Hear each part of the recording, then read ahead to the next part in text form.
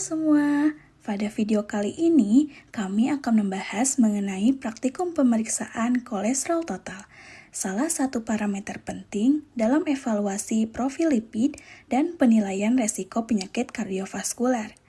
Praktikum ini bertujuan untuk menganalisis data hasil pemeriksaan kadar kolesterol total dalam sampel biologis. Pemeriksaan kolesterol total digunakan untuk menilai status metabolisme lipid dan membantu mendeteksi resiko aterosklerosis serta penyakit jantung koroner. Prinsip kolesterol total ditetapkan langsung di dalam plasma atau serum dengan satu sisi reaksi di mana ester kolesterol dihidrolisis, gugus 3-OH kolesterol dioksidasi, kemudian hidrogen peroksida yang merupakan salah satu hasil reaksi ditetapkan secara enzimatis. Untuk alat bahannya, alatnya itu ada mikrolab, kupet, mikropipet, tabung reaksi, sentrifuga, dan spuit. Dan untuk bahannya ada serum atau plasma, reagen kolesterol, standar kolesterol, aquades, dan alkohol 70%. Pada praktikum ini, digunakan tikus sebagai hewan uji untuk pemeriksa kolesterol. Tikus dipilih karena metabolisme lemaknya mirip dengan manusia dan ukurannya cukup besar sehingga memudahkan pengambilan darah serta lebih umum digunakan di laboratorium. Pada percobaan ini, tikus terlebih dahulu diberikan gas CO2 atau karbon dioksida sebagai metode anestesi untuk menurunkan kesadaran dan mengurangi rasa nyeri. Hal ini bertujuan agar proses pengambilan darah melalui mata atau retroorbital dapat dilakukan dengan lebih aman, cepat, dan meminimalkan stres serta penderitaan pada hewan uji. Pengambilan darah dilakukan melalui mata tikus atau bisa disebut dengan teknik retroorbital. Teknik ini untuk memperoleh sampel darah dengan cepat dan volume yang cukup, dengan cara memasukkan pipet kapiler ke sudut mata dan diputar perlahan hingga menembus sinus sehingga darah keluar. Kemudian, darah tersebut ditampung ke dalam tabung Eppendorf sebagai wadah penyimpanan sebelum dilakukannya analisis pemeriksaan kadar kolesterol. Setelah darah diambil, darah didiamkan selama 30 menit sebelum disentrifugasi agar proses pembekuan berlangsung sempurna sehingga diperoleh serum yang jernih. Sampel dimasukkan ke dalam alat sentrifugasi dan diputar pada kecepatan 3000 rpm selama 5 menit. Proses ini bertujuan untuk memisahkan komponen darah berdasarkan massa jenis.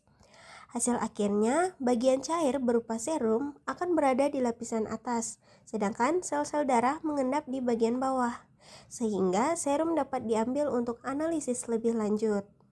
Plasma yang terbentuk kemudian diambil secara hati-hati menggunakan mikropipet tanpa mengganggu lapisan sel darah merah di bawahnya.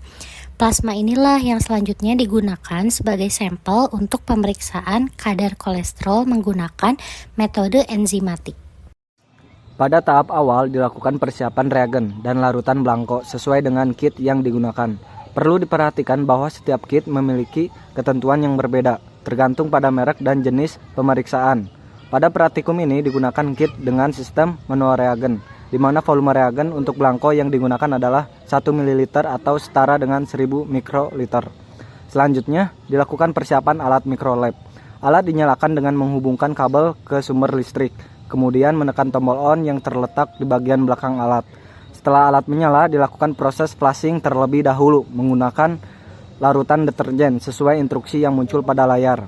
Jika pada layar diminta menggunakan water atau aquades, maka digunakan aquades. Tahap ini penting untuk memastikan tidak ada sisa larutan sebelumnya yang dapat mempengaruhi hasil pengukuran. Setelah alat siap, dilakukan pembuatan program baru pada mikrolab.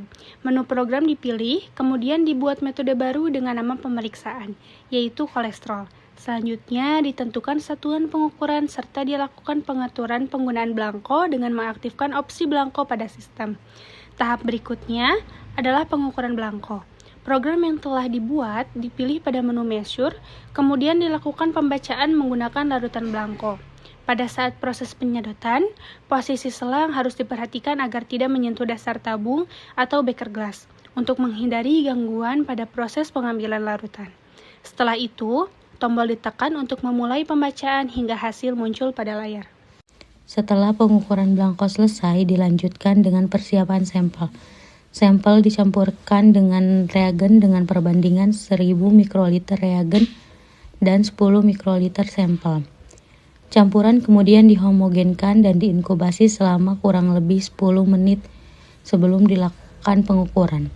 Setelah proses inkubasi selesai, sampel dimasukkan ke dalam alat dan dilakukan pembacaan dengan menekan tombol next pada layar. Hasil pengukuran akan muncul secara otomatis pada layar alat. Hasil yang diperoleh dari alat mikrolab merupakan nilai konsentrasi atau kadar zat yang diperiksa.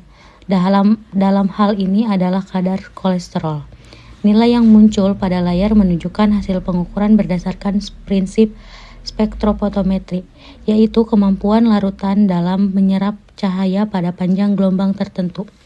Semakin tinggi absorbansi yang terbaca, maka semakin tinggi pula konsentrasi zat dalam sampel.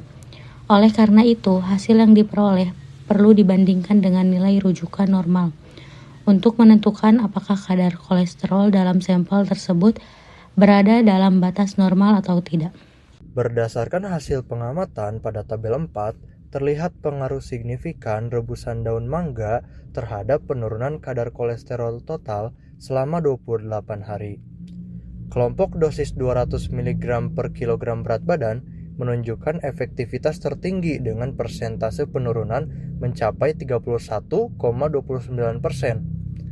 Hasil ini bahkan lebih besar dibandingkan kelompok pembanding simvastatin yang hanya memberikan penurunan sebesar 16,05%. Secara statistik, kelompok dosis 400 mg per kilogram berat badan juga menunjukkan perbedaan bermakna dibandingkan dengan kontrol positif.